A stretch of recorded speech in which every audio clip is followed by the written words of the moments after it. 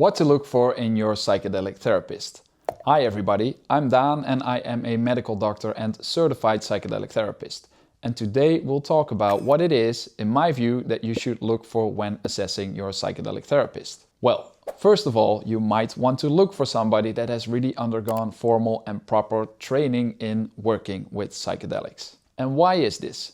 Well, because of the very specific nature of psychedelic experiences, it is just definitely not as easy as giving somebody the psychedelic and then letting it all play out. The process of doing psychedelic therapy is often compared to assisting somebody in childbirth, which means that very often it indeed is a really beautiful process that has a very intelligent way of unfolding on its own. And that means that when things are going well, that it might even look like your therapist isn't doing very much during your session. He or she is just sitting beside you and is recognizing that the experience is taking you where you need to go. But when it gets messy, and this definitely happens quite sometimes, that is when, just as in childbirth, you want to have somebody by your side that really has the proper training and skills to know exactly how to handle that. Or said differently, when real problems start to emerge, it is not very helpful to have somebody by your side that is just winging it. So this deep sense of knowing when to do what, right? When to trust the natural unfolding of the experience and when to intervene and assist your client to get through a rough patch of the experience, I feel that's really one of the most important skills a good psychedelic therapist has. Also, the time before and after the experience is just as important, if not more important. So the screening of the right client and then the preparation and integration of the experience are really key to making the experience meaningful and to get proper therapeutic benefits. And it is because of that that all of these formal psychedelic training programs usually require that you already have many years of training and experience in a helping profession like medicine or therapy. And then on top of that solid foundation comes the specific knowledge on how to work with psychedelics. The second thing to look for, in my view, is personal experience. I believe it's incredibly valuable when a therapist has personally used psychedelics to overcome a big challenge in their own life. Now, I know this can be a little bit controversial in the field, because there are also people that argue that maybe personal experience isn't all that necessary to be an effective psychedelic therapist. And I do respect that view as well, mainly because I do agree that no one should be obligated to go through a series of these experiences if they don't want to. But with that said, I also believe it makes a real difference when somebody has personally navigated these profoundly altered states of mind. And even more so if they've then used those experiences to overcome a big challenge in their own life, right? Because that's essentially what you're going to be assisting your client in. In my own case, psychedelics played a major role in helping me overcome long-standing mental health struggles, including recurring depressions and quite severe substance use problems, for which I had tried regular approaches as well, and that just didn't do the job for me. And I'm open about my own therapeutic journey with my clients, of course, only if I think it supports them in their therapeutic process. Also, I've had plenty of experience with how not to use psychedelics, because for years and years I used shit tons of drugs, and that included a lot of psychedelics. And let me tell you, when you use them like that, they are not helpful.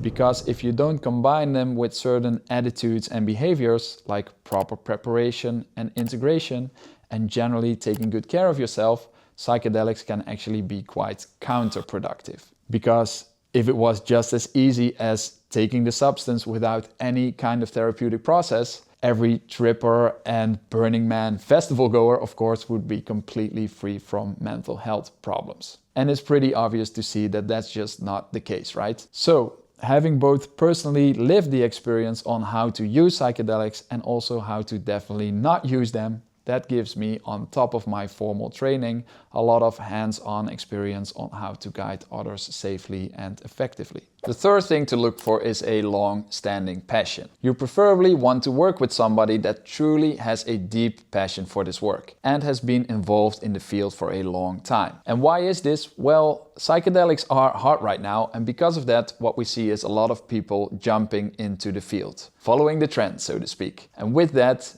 comes often a lot of overblown enthusiasm and also unrealistic expectations about what psychedelics can do for you or not.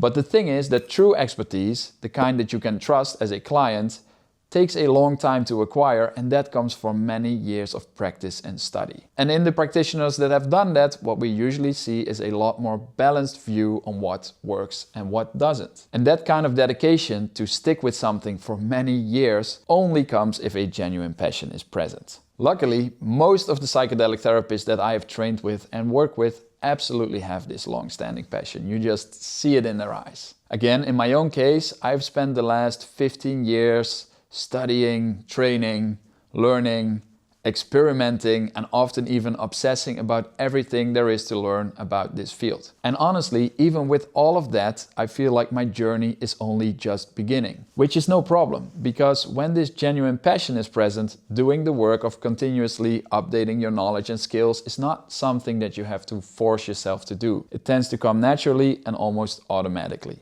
And that's why you should look for it in your practitioner. The fourth thing is recommendations from previous clients or from other professionals. And this is a really important one.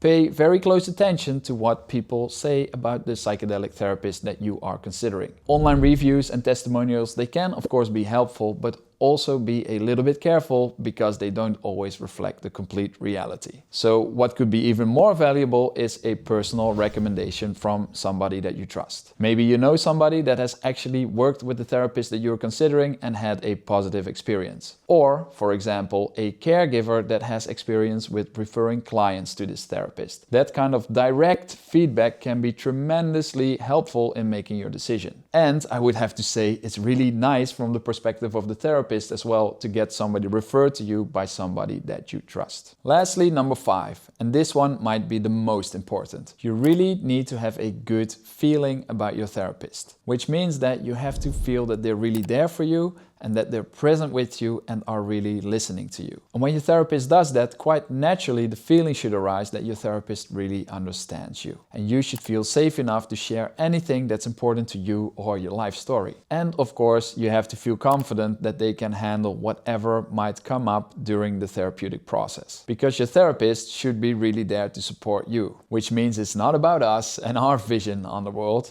It really is about you and what's helpful to you. And if something doesn't feel okay for some reason, you have every right to address this with your therapist. And this can actually be a really powerful moment in the therapeutic process, especially for people that are not so used to speak up for themselves. So we really encourage you to do that. And if ultimately the chemistry just isn't there, of course it is always okay to decide to not to continue with the therapy. Please don't stick around in psychedelic therapy because you are scared that you'll offend the therapist by leaving.